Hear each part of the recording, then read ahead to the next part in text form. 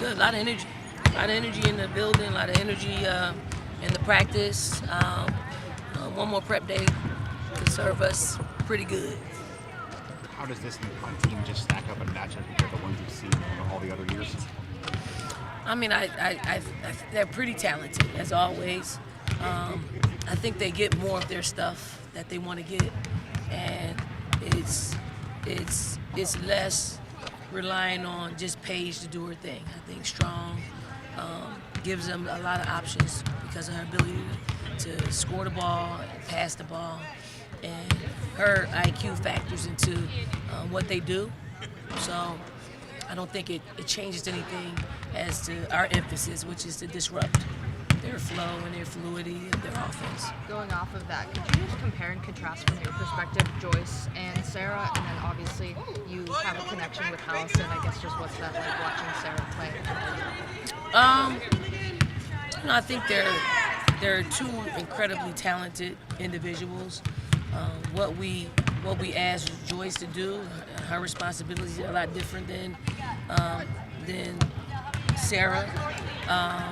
They're both equally as effective in what their responsibilities are for their respective teams. As far as Allison, I don't know how we don't get Sarah Strong. Right? I don't, but they did a great job recruiting her. I think she felt comfortable there. It seems like a really good fit for her and her being able to utilize all of her skill set.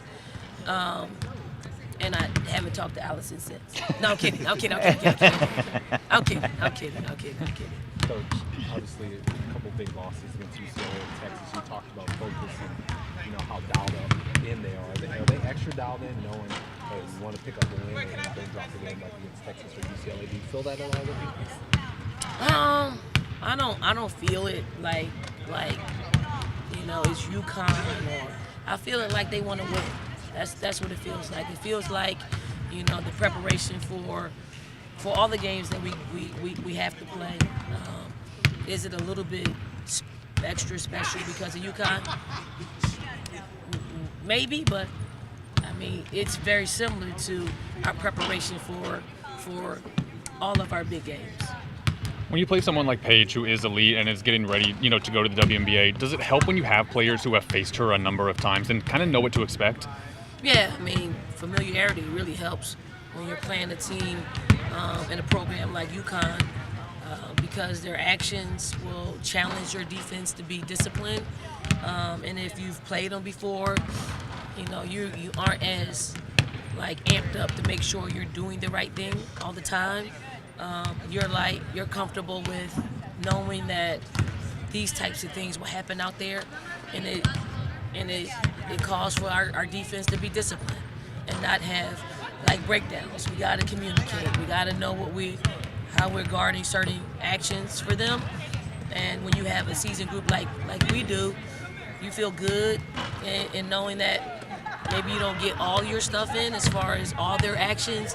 You'll get some of them, but you'll know where you need to be and what you need to communicate. Kind of speaking of UConn connections, Tanya Cardozo on their bench, someone you know well from Temple. And what's it like? What's the relationship like with her? What's it like coaching against her in a game like this? Yeah, I mean Tanya's my former teammate. We text message throughout the season just to congratulate each other on things. I mean, I just want to win. Anytime you can win against a former teammate, it lends you the bragging rights, so to speak. But we don't really do that. It's more of a silent bragging rights, not a in-your-face bragging rights. Don, you guys were, I think it was 21 for 22 from the line last night. Just how nice was that to kind of have an immediate turnaround and kind of return to form in that regard?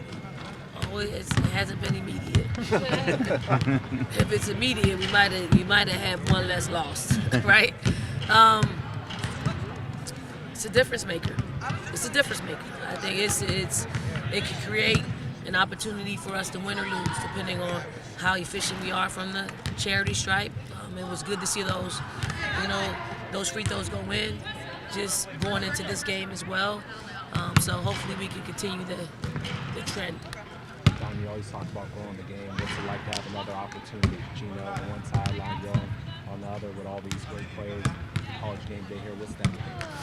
I mean, I think it's great for our game. I think it speaks to where we are in our game, where it seems like if you're watching a game, every other commercial is, us and UConn. And when you are able to put, it costs money to actually put those promotions on television, and they wouldn't do it if they didn't get a return on their investment. And I do think you get a return on your investment when you play games like this in the middle of February, where I think they're going to reveal the top 16 seeds.